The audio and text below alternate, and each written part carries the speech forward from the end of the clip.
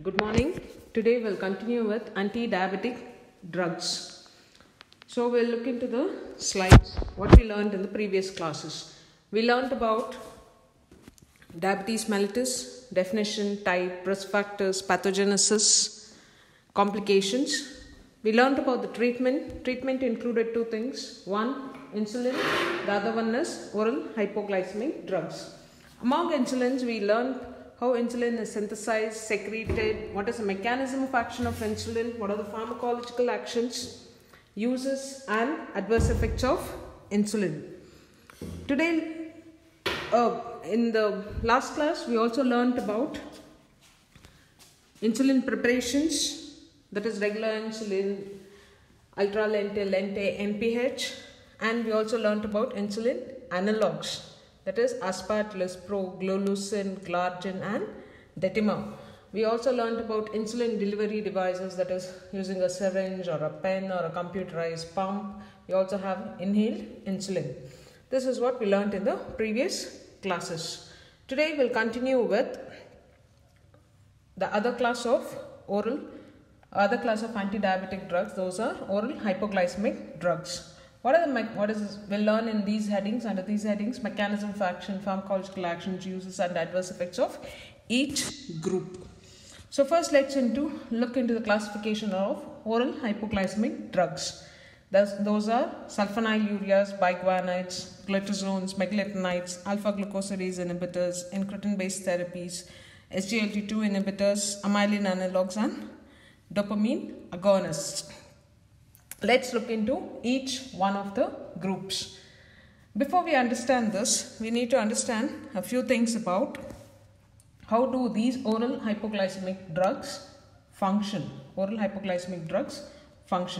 So basically, what is our aim today? Our aim is to reduce glucose levels in the blood. How can we reduce the glucose levels in the blood? One, we can increase the utilization in the adipose tissue in the muscle, that is conversion of glucose into ATPs, or convert the glucose into glycogen and store it. Second, we can decrease the amount of glucose which is absorbed from the intestines. From the intestine, we need to decrease the amount of glucose which is being absorbed, or increase insulin secretion so that this insulin is able to decrease the glucose levels. So what did we learn now? We'll just go back to the previous slide and see. We learned there are drugs basically which are insulin secretagogues, means those drugs which secrete insulin from the pancreas, which can increase insulin secretion. There are few drugs which can sensitize insulin, which are insulin sensitizers, means they increase the utilization of glucose. Next, those which inhibit carbohydrate absorption. So this will be basically acting on the intestines where the food what is taken is broken down into glucose. Absorption of this glucose is going to be inhibited. So let's go back into the previous slide and see how are these going to be acting. So classification. So let's look into the classification. So we have sulfonylureas which enhance insulin secretions. Sulfonylureas which increase insulin secretions. We have meglitinides, we have GLP-1 analogs and DPP-4 inhibitors. So those which increase insulin secretion. Those which help to overcome insulin resistance will be biguanides, and there are few other drugs. We'll learn about it. First, we'll learn the drugs which increase insulin secretion. What are those? Sulfonylureas, meglitinides, GLP-1 analogs and DPP-4. So we'll just look into these groups.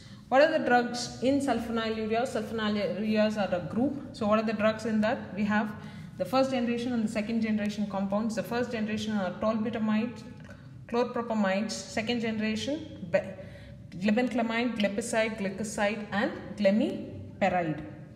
These are our sulfonylureas. How do these function? These increase the secretion of insulin.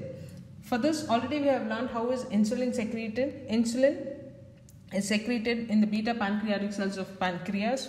From the beta pancreatic cells, glucose from the intestine enters into the blood. From the blood, it enters into the beta pancreatic cell. It is broken down to produce ATP. This ATP blocks the ATP sensitive potassium channel. This causes depolarization. This opens up the calcium channels, and insulin is released by exocytosis. Now, what does sulfonylureas do? Sulfonylureas by themselves close this potassium channel. Similarly, as that of how ATP closes the potassium channel, sulfonylureas act on SUR receptor and close this ATP sensitive potassium channel, which will result in depolarization, opening up of calcium channels, and release of insulin. That is why sulfonylureas are called insulin secretagogues, or those drugs which secrete insulin.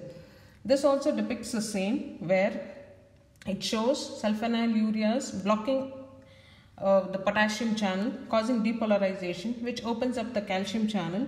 This calcium is going to release insulin. That is why these are called insulin secretagogues.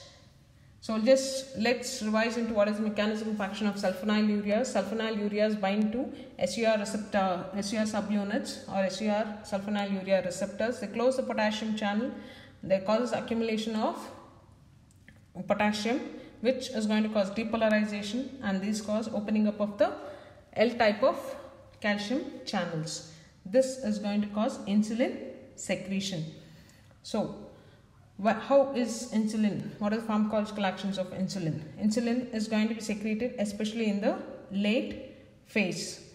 Early phase, not much effect is seen in the early phase, and glucagon secretion is going to decrease. Sulfonylureas are effective only in type 2 diabetes patients where more than 30% of the pancreatic tissue is active, which is able to function and is able to secrete insulin. In type 1 diabetes, that is insulin dependent, it is not effective because most of the pancreatic tissue is destroyed. What are the extra pancreatic actions of sulfonylureas? It helps to maintain. It helps in improvement of glucose tolerance. It also helps to maintain target tissue action, sensitizes and target tissue action it is going to maintain, and it increases the number of insulin receptors. Not only this, it is also helps in maintaining the pancreatic beta cell responsiveness. So it maintains the beta cell healthily. So normalizes the glycemic index and increases the insulin sensitivity. We learnt about what is the mechanism of action of sulfonylureas. They act by releasing insulin, hence they are called secretagogues, insulin secretagogues. We learnt about the first generation compounds we don't use except for chlorpropamide, which is used in SIADH. The second generations sulfonylureas are commonly used in type 2 diabetes mellitus. So coming back to our drugs, glibenclamide. Glibenclamide is a long-acting drug, very long-acting drug.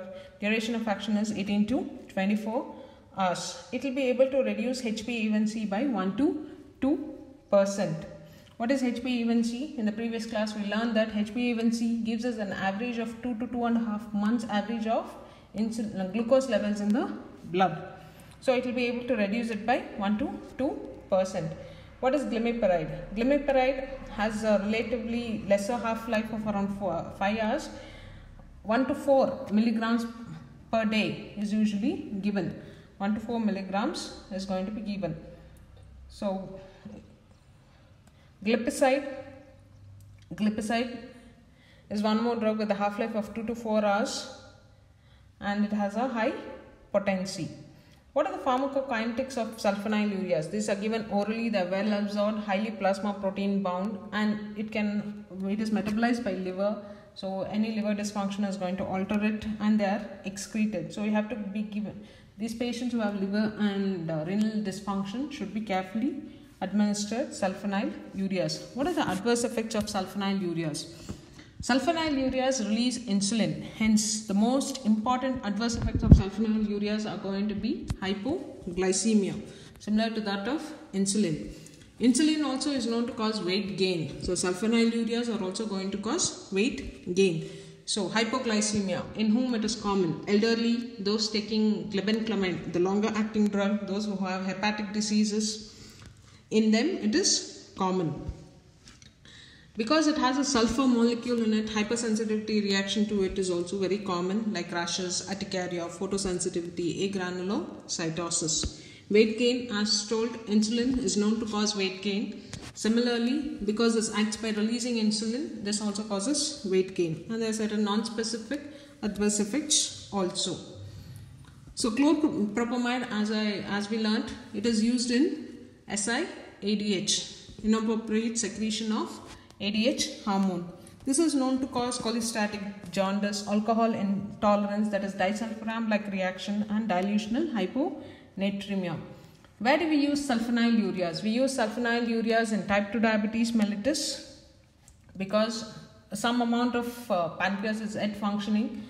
Minimum 30% of functional pancreas is required for action of sulfonylureas. Hence, it can be used in type 1 diabetes mellitus.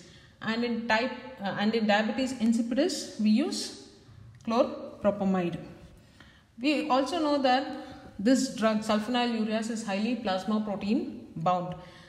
The drug which is highly plasma protein bound is known to have high drug interactions. So, there are few examples where drugs can antagonize the hypoglycemic actions. There are few examples which can increase the hypoglycemic actions of sulfonylureas. This action of increased hypoglycemia with sulfonamide, salicylates, warfarins, metadine is basically because of plasma protein binding, displacement of the sulfonylureas from plasma protein binding site. Because of this, there is going to be increased hypoglycemia.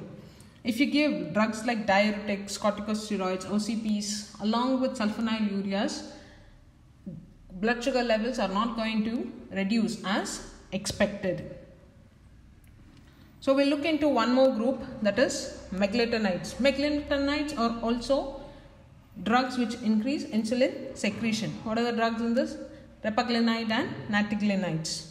How do these function? These also function by interacting with the potassium channel. They close them, cause repolarization, and increase calcium influx and increase insulin secretion. What are the actions? They increase insulin secretion in the early phase and it is glucose dependent. So because it acts in the early phase, it is usually worth for postprandial. If the postprandial blood sugar levels are high, this is where we use meglitinides, postprandial blood sugars.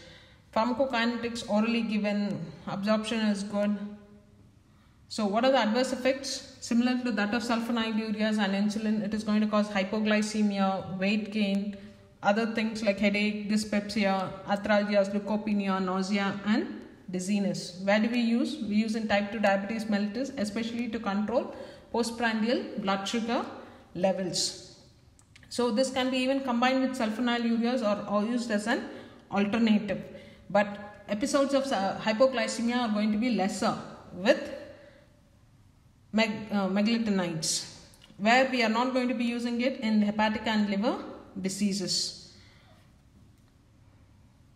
So here is a patient who is a 73-year-old male, previously known diabetic with a family history. His weight is around 70, blood pressure normal, height 165.